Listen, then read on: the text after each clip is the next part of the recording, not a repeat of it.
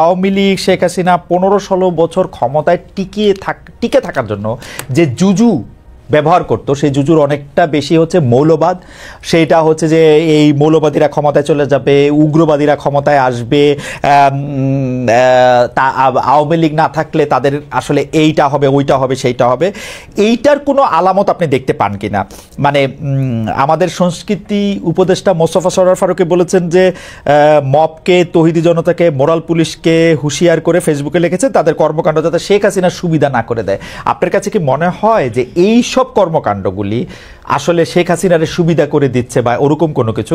পাশাপাশি আপনি আসলে বিরাট একটা প্রসঙ্গ আপনাকে 2 মিনিট ধরে বলতে হবে। একজন সিনিয়র জাজ, আমরা যখন অনুষ্ঠানটা চলছে তখন উনি আমাদেরকে মতামত পাঠাচ্ছেন নারী শিশু কোর্টে মিথ্যা মামলার সংখ্যা অনেক, যদি মিথ্যা মামলায় জামিন না দেওয়া যেতে পারে, যেটা উনি বুঝতেছেন যেটা মিথ্যা মামলা, তাহলে অনেক ধরনের অনাচার বা অবিচার সৃষ্টি হতে পারে। আপনি যদি একটু 2-3 মিনিট একটু বলেন। আচ্ছা আচ্ছা, অনেকগুলো প্রশ্ন করেছেন একদম শেষ মুহূর্তে, গুরুত্বপূর্ণ প্রশ্ন। দেখেন, একটা কথা বলি, আমার মনে হয় সামান্থাকে আমি একটু এনশিওর করতে চাই, Samantha, we have lots of hope. আর আমরা এই হোপের জায়গা থেকেই কিন্তু আমরা প্রশ্নগুলো বারবার করছি, এবং এক্ষেত্রে একটা খুব গুরুত্বপূর্ণ যে পলিটিক্যাল ন্যারেটিভ তৈরি করাটা খুব জরুরি। যে পলিটিক্যাল ন্যারেটিভের ল্যাকিংসটা স্পষ্টত আমাদের সামনে আছে। যেমন আমরা জানি বিএনপির পলিটিক্যাল ন্যারেটিভের মধ্যে জাতীয়তাবাদ একটা গুরুত্বপূর্ণ কম্পোনেন্ট, জামাতের পলিটিক্যাল ন্যারেটিভ আমরা জানি, বাট আপনাদের পলিটিক্যাল ন্যারেটিভ স্পষ্ট না। এটা যখনই আপনি স্পষ্ট করে ফেলবেন তখনই কিন্তু এই জটিলতাগুলাতে পড়ার সম্ভাবনা থাকবে না। এটা আপনাকে আমার একটু বলার ছিল। আচ্ছা, এখন আরেকটা যেটা গুরুত্বপূর্ণ বিষয় আমি যেখানে বলতে চাই সেটা হচ্ছে যে খালেদ ভাই যেটা আমাকে বলেছেন, এই যে জুজুর ভয়।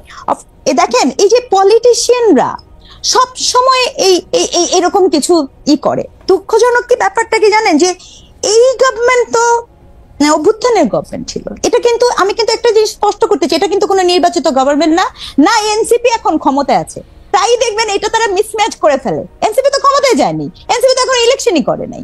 তাকে আমরা এই প্রশ্নগুলো কেন করছি, তার কারণ হচ্ছে আমরা তার পলিটিক্যাল ন্যারেটিভটা জানতে চাচ্ছি। এখন ঘটনা হচ্ছে যে মৌলবাদ, কোড অ্যান্ড কোড, মৌলবাদ কোনো ইসলামিক বিষয় না।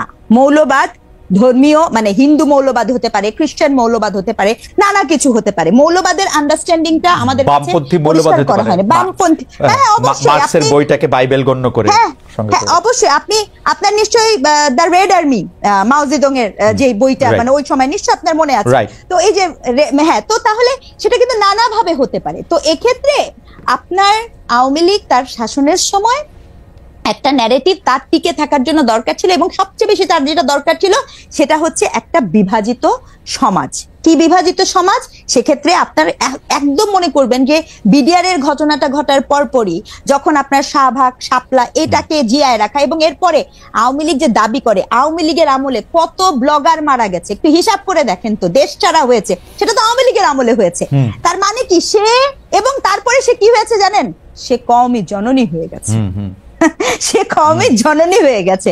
তো এখন দুঃখজনক কি, মহাসমারোহ, এক্স্যাক্টলি, সে মডেল মসজিদ তৈরি করেছে, সে কওমি জননী হয়ে গেছে। আর এখন এটাই আমি বলছি আপনাকে, আমি একটু বিচলিত হব না, কালকে আপনি শুনবেন যে কোনো একটা এরকম একটা পার্টির সাথে সে সংঘবদ্ধ হয়ে গেছে। তাহলে আবার এখন যখন আপনি আসেন নতুন ধারা, কি হয়েছে, কোড অ্যান্ড কোড শাহবাগী, code and code Inquilab Mancha, এটা কি জিনিস, সংজ্ঞাটা কি? আমি একটু সংজ্ঞা বুঝতে চাই। ঠিক যেভাবে আমি বুঝতে চেয়েছিলাম দাড়ি, টুপি, হিজাব থাকলেই শিবির হয় না, ঠিক একইভাবে আমি বুঝতে চাই যে কি কি দেখলে শাহবাগী হয় আর কি কি দেখলে ইনকলাব হয় না। আমি আবার একটু যোগ করতে চাই ডক্টর স্নিগ্ধা, দাড়ি, টুপি, হিজাব থাকলেই শিবির হয় না। আমি যোগ করতে চাই শিবির হইলেও কোনো অসুবিধা হয় না। আপনি যতক্ষণ যোগ করেন, ওইটা যোগ করেন, কোনো সমস্যা নাই। তো আমি বলছি আওয়ামী ন্যারেটিভটার কথা, মানে আমার গল্পটা ছিল আওয়ামী কিভাবে দেখায়, ওটা বলছি আমি, কিন্তু আমার কথা বলছি না, আমি বলছি আওয়ামী ন্যারেটিভ এটা বলেছিল, এবং তখনও যেরকম আমরা বিরোধোচ্চারণ করেছি আজকেও বলছি। দেখেন, ন্যায্যতার পক্ষে যখন কথা বলেন তখন আপনি কি পোশাক পরলেন তা ম্যাটার করে না, এটা ব্যক্তি স্বাধীনতা, এই কথা বলতে কোনো দ্বিধা থাকার কথা না। ওকে। এই কথা খুব বলিষ্ঠ চিত্তে বলা উচিত, এটাই হচ্ছে কামনা। আর আর সবচেয়ে বড় ব্যাপার যিনি অ্যাড্রেস করেছেন, আমার মনে হয় আরেকটা শো হলে ভালো, সেটা নিয়ে আমরা আইনি জটিলতা নিয়ে, এটা এত অল্প সময় আমি উত্তর দিতে পারবো না। আমি যেটা বলতে চেয়েছি যে যখন যেমন মনে করেন এই যে পূজার ঘটনাটা, আমি এই নামটা নিচ্ছি ভীষণভাবে দুঃখিত এবং লজ্জিত, কারণ নামটা অলরেডি মিডিয়াতে আছে। তার অপরাধীকে আপনি যখন জামিন দিয়ে দিয়েছেন, তখন সে যে ভয় ভীতি দেখানো শুরু পায়, এই জন্য মন্ত্রণালয় আবার তার জামিনটাকে এনেছে। আমার কথা হচ্ছে, যখন আপনি বিশেষত শিশু, I repeat, it's a very sensitive case, শিশুর ক্ষেত্রে যখন এই ধরনের জিনিস হয়, এই ল গুলাকে আমাদের ভাঙতে হবে, এটাকে আমাদের রিফর্ম করতে হবে। সেই ক্ষেত্রে আপনি শিশুকে নিয়ে কি আমরা এতটুকু করতে পারি না যে তার বিরুদ্ধে যদি যৌন নিপীড়ন, নিপীড়নমূলক জিনিস হয়, সেক্ষেত্রে এটা জামিনযোগ্য হবে না? আমরা কি এতটুকু করতে পারি না? মানে যদি এইটার একটা ফান্ডামেন্টাল প্রবলেম ডক্টর সিং দা, আমি এটা নিয়ে আসলে নানা ধরনের কথাই আপনার সঙ্গে আমি নিশ্চয়ই আলাদা আরো আলাপও করব।